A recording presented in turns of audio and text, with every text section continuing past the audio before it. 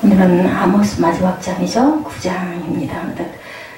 1절에서 10절까지 하나님께서 너희들 내가 가만두지 않고 혼낼 거야 하는 말씀이 10절까지, 11절부터 14절까지는 다시 또 그래도 일으키시고 회복시키시는 하나님의 그 말씀 아모스를 통해서 증거됩니다. 피할 수 없는 하나님의 눈, 절대로 우리는 하나님의 눈을 피할 수가 없죠. 아모스의 5번째 환상이 9장에 나타나죠. 하나님의 심판에 대해서 10절까지 나타나는데 그 무대는 성전입니다. 이 성전은 이스라엘의 베델 성전일 가능성이 높고 주께서 성전의 제단 곁에 이제 서 계세요. 하나님은 성전의 기둥머리를 쳐 성전을 무너뜨립니다. 기둥머리는 성전의 모든 하송을 견디는 아주 중요한 장소죠. 이스라엘이 자랑하던 성전이 무너지고 그 아래에 예배를 드리고 있던 많은 사람들이 죽임을 당하죠. 베델 성전의 규모는 이스라엘의 국력이나 유다의 경쟁 관계를 볼 때 예루살렘 성전 못지않는 그러한 성전인데, 성전에서 중요한 것은 크기나 사람의 숫자가 절대로 아니다. 하나님 말씀 위에 그 성전이 서 있느냐, 그리고 하나님의 임재가 말씀 중에 찬양 중에 나타나느냐, 감동이 있느냐가 중요하죠.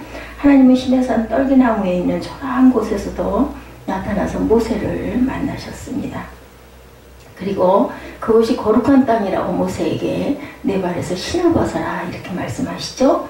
광야 사막 시절에는 성막에 나타나셨는데 그 성막의 바닥은 당연히 모래의 바닥, 흙바닥이었겠죠. 그러나 하나님은 그곳에 구름기둥과 불기둥으로 임재하시고 하나님의 영광을 보여주시기도 하셨습니다. 건물이 거룩해서 하나님의 곳에 임재하시는 것이 아니고 하나님의 임재가 있는 곳이 거룩한 곳이다. 하나님의 임재가 있는 곳은 아무리 화려하다 한들 그것이 돌덩어리를 쌓아놓은 것에 불과합니다. 예루살렘에 하나님의 진리를 벗어나 장사지의 소홀이 되고 하나님이 보내신 그의 아들을 죽이는 성전을 향해서 예수님은 그 성전이 돌 위에 돌 하나도 남지 않으리라고 말씀합니다. 하나님의 임재가 없는 곳은 아무리 화려해도 하나님이 그것을 그냥 돌덩어리처럼 전혀 중요하게 보시지 않는다. 맨 흙바닥이어도 또한 가시떨기나무 아주 그 광야 사막 속에서도 하나님이 계신 곳은 거룩한 곳이다. 예수님 당시 헤롯 성전이 굉장히 대단하다고 알려져 있죠.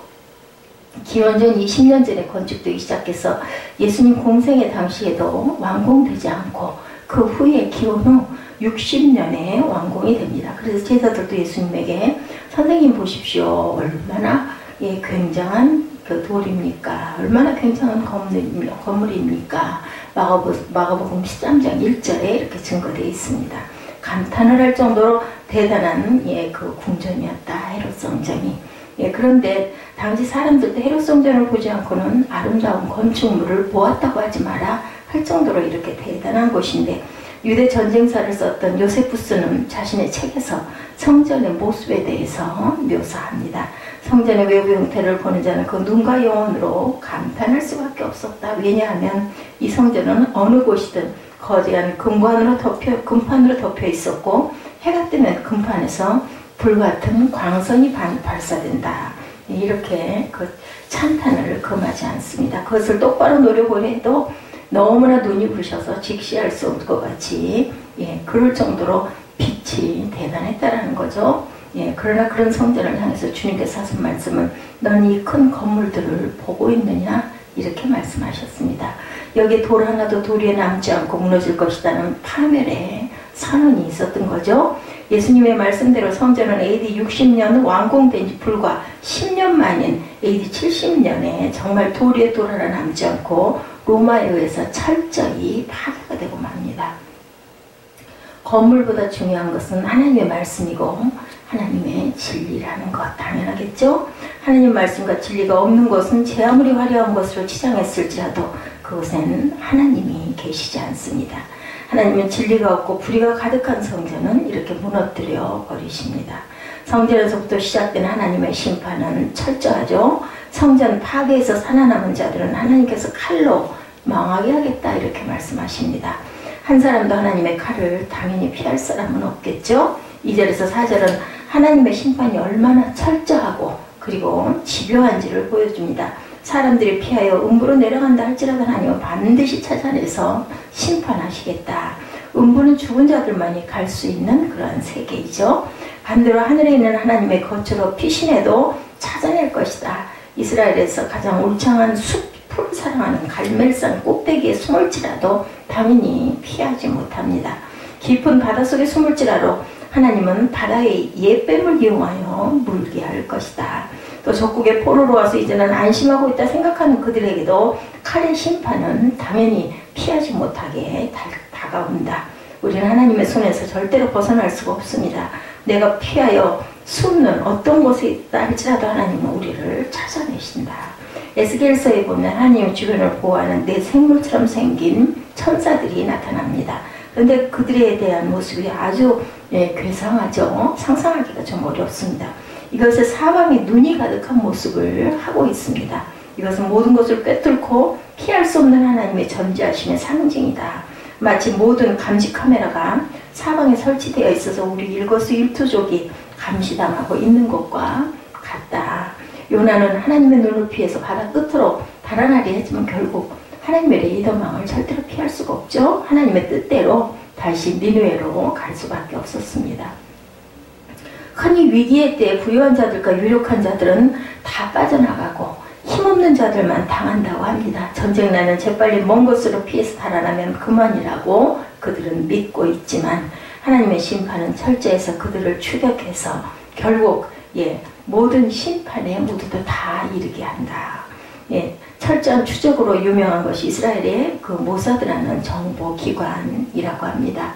이들은 2차 세계대전 당시 유태인들을 학살했던 전범들을 집요하게 추적을 하죠. 전쟁이 끝나고 수십 년이 지나도 그들을 추적해서 심판대에 세웁니다.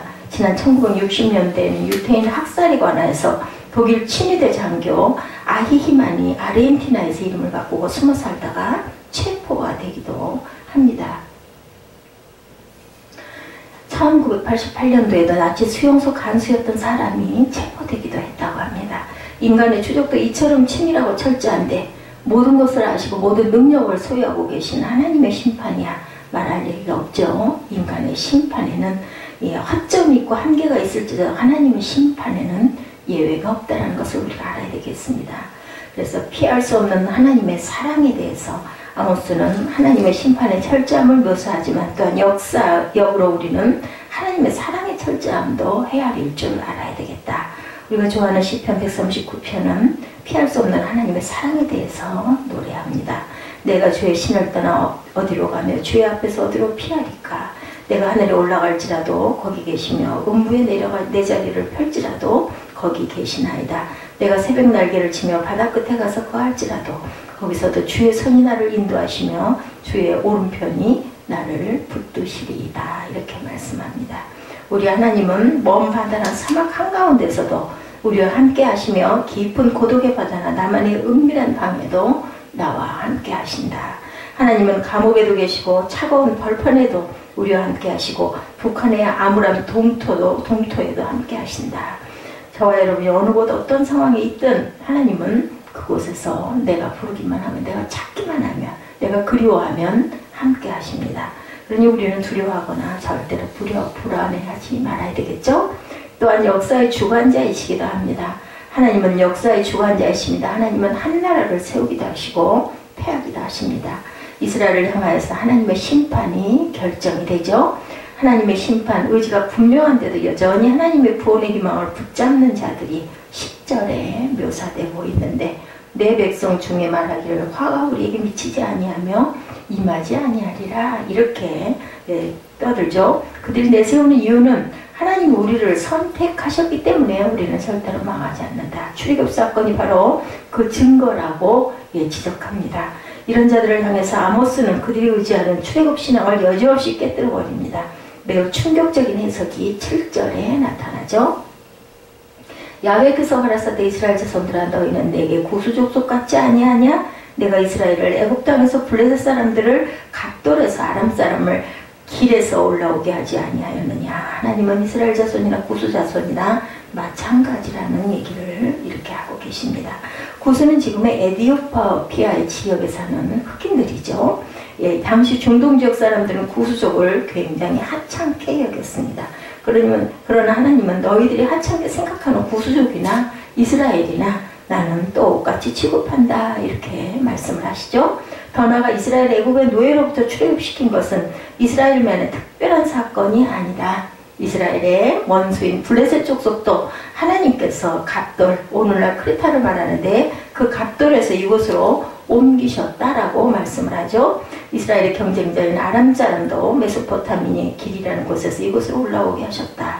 하나님은 이스라엘이 출애굽 사건에 의지해서 자신을 특별한 존재라고 생각하는 것에 대해서 별것 아님을 밝히기 위해서 이렇게 비유로 말씀하셨지만, 우리는 역으로 이를 통해서 우리가 믿는 하나님이 어떤 분이신지를 우리가 깨달아야 되겠습니다. 하나님은 모든 역사의 주관자이시죠. 한 민족을 일으키고 한 민족을 이죽해 하며 한 민족의 발전도 모두 하나님의 계획과 주관 가운데 일어난다는 것을 절대로 잊지 말아야 되겠다. 우리는 이것을 우리 역사에도 적용시켜서 볼 줄 알아야 되겠죠. 마치 전지부상의 이스라엘 위에만 하나님의 태양이 비치고 다른 민족의 땅에는 사단이 지배하는 나라로 인식하는 경향들이 있죠. 특히나 선민, 내가 택함받았다라고 생각하는 사람들은 이렇게 생각할 수도 있습니다. 복음화된 유럽만이 축복의 땅이고 인디언들이 살던 아메리카나 농경 중심으로 아시아는 야만의 땅이고 서구인들을 통하여 광명을 얻게 되는 것처럼 생각하는 그런 경향도 잘못된 생각이다. 이는 하나님의 주권에 대한 심각한 오해라는 것을 우리가 알아야 됩니다. 역사의 주관자는 하나님이시고 어느 곳에든지 하나님의 손길이 미치지 않는 곳이 없다. 그러므로 우리는 단군을 통하여 우리 민족을 건국하게 하신 분이 하나님임을 고백할 줄 알아야 되겠습니다. 그 당시에 사람들은 하나님을 몰라서 하늘의 신처럼 묘사를 했죠. 우리 민족을 한반도로 인도하신 분도 하나님이시고 민족의 위기에서 구원하신 분도 하나님이십니다. 착한 신청이를 복주시고 악한 놀부나 변사또에게 심판을 내리신 분도 당연히 하나님이시다. 그럼 이스라엘과 주변 민족의 차이는 무엇인가? 그것은 하나님 말씀이 주어지고 그렇지 않고의 차이일 뿐이라는 거죠. 하나님 모든 역사를 주관하시지만 유독 이스라엘은 하나님의 말씀을 주셔서 하나님에 대한 분명한 지식과 하나님의 뜻을 명확히 밝히셨습니다. 이것은 특권이기도 하지만 동시에 무거운 책임 또한 부여하신 것이라는 것. 하나님은 이스라엘이라는 모범 국가를 통해서 하나님의 축복받는 국가의 모델을 삼기를 바라셨다는 거죠. 그런데 이스라엘이 이런 하나님 말씀에 불순종하고 무효하는 순간 그들은 이제 이방 민족과 전혀 다를 바가 없게 되었다. 복음 전해지기 전에 우리 민족과 복음이 전해진 이후에 우리 민족의 차이는 무엇인지를 봅니다. 그것은 마치 하나님의 달빛 같은 은혜와 햇빛 같은 은혜의 차이다. 저는 이렇게 생각을 합니다. 전에도 빛은 한반도 땅을 비췄죠. 다만 그 빛이 희미했을 뿐인데 이제는 복음과 하나님 말씀을 통해서 태양처럼 하나님의 빛이 비추기 시작하고 있다. 그러나 교회가 빛의 역할을 감당하지 못하고 눈을 감고 있다면 그것은 달빛이나 촛불빛보다 못한 상황이 될 수도 있다는 겁니다. 마태복음에 보면 희미한 별빛을 보며 길을 나섰던 이방의 동방박사들을 아기 예수님을 경배합니다. 그들은. 그러나 환한 빛이라는 하나님 말씀을 가지고 있었던 이스라엘은 예수님을 경배하지도 않고 오히려 죽이려는 음모만 진행한 것을 우리가 봅니다. 우리가 어떤 빛을 소유하고 있느냐가 중요한 것이 아니라 그 빛에 순종하는 것이 더 중요하다. 환한 형광등 아래서도 공부하지 않고 잠만 자고 호롱불과 반딧불에 비춰 공부하는 사람만 못하게 되는 그런 사람도 당연히 있습니다. 내가 교회 안에 있느냐 밖에 있느냐보다는 중요한 것은 주님이 주신 신앙의 가르침대로 살고 있느냐 아닌가가 중요하다. 하나님의 구원에 대해서도 말씀합니다. 그렇다면 하나님의 심판은 의인이나 악인을 가리지 않고 부자와 가난한 자를 가리지 않고 이루어지는가? 예, 그렇지 않죠. 하나님의 심판은 악인에 대해서는 철저히 추적해서 행하시는 심판이고 의인은 가려서 살리신다라고 오늘 아모스 9장 9절에 말씀합니다. 내가 명령하여 이스라엘 족속을 만국 중에 체질하기를 곡식을 체질한 것 하려니와 그 한 알갱이 넌 땅에 떨어지지 아니하리라. 이스라엘에서 곡식을 추수하여 정리하는 과정이 나타나죠. 예, 먼저 곡식을 타작마당에서 치거나 훑어서 나다를 분리합니다. 우리나라 탈곡할 때도 예전에 보면 이렇게 하더라고요. 분리한 다음에는 바람 부는 곳으로 키질이 돼서 먼지나 겨와 같이 가벼운 것을 날려 보냅니다. 다음에는 비교적 큰 그물 눈을 가진 채를 이용해서 돌멩이나 지푸라기를 제거하죠. 이때 알곡들은 그물을 통과하고 큰 불순물만 걸러집니다. 그래서 구절을 펴준 새 번역은 다음과 같이 번역합니다.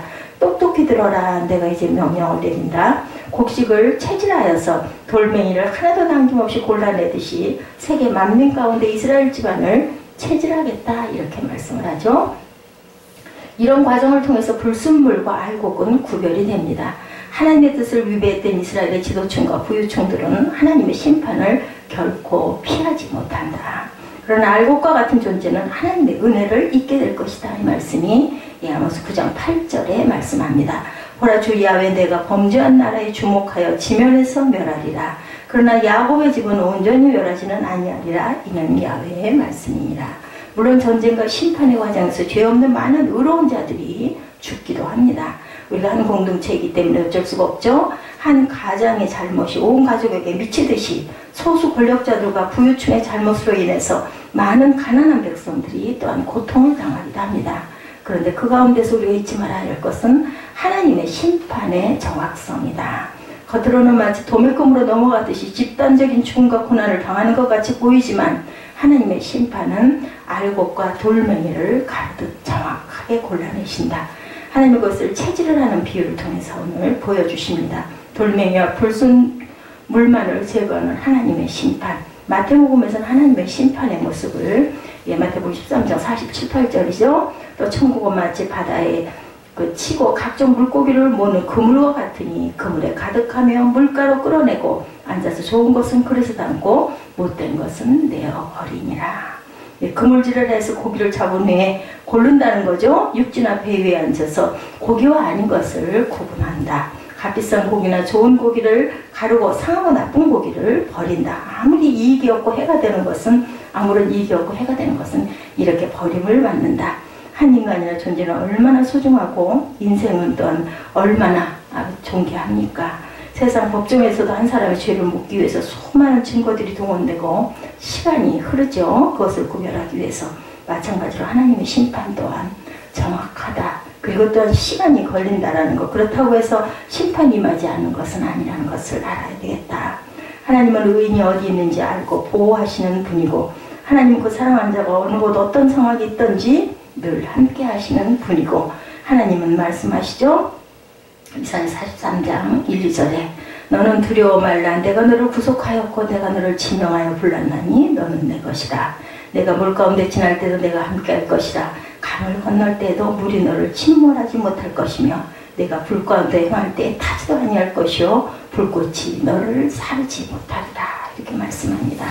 하나님은 심판과 그리고 또한 보호하심을 함께 하시고 하나님의 눈을 어디서도 우리는 피할 수가 없다. 우리 아모스 9장 1절에서 10절을 통해서 하나님께서는 항상 피할 수 없는 하나님의 사랑을 우리에게 보여주시는 분이라는 것을 잊지 말아야 될 것이고 행한 대로 갚으시는 하나님이고 어디에도 예외는 없다라는 것.